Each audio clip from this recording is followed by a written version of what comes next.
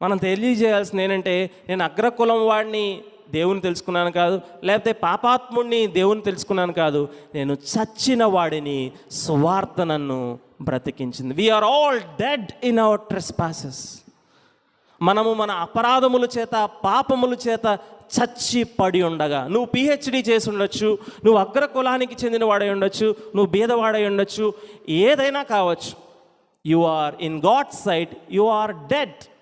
సువార్త నిన్ను తాకకపోతే నువ్వు చచ్చిన వాడవి. నేను చచ్చిన వాడని, ఇది సాక్ష్యం.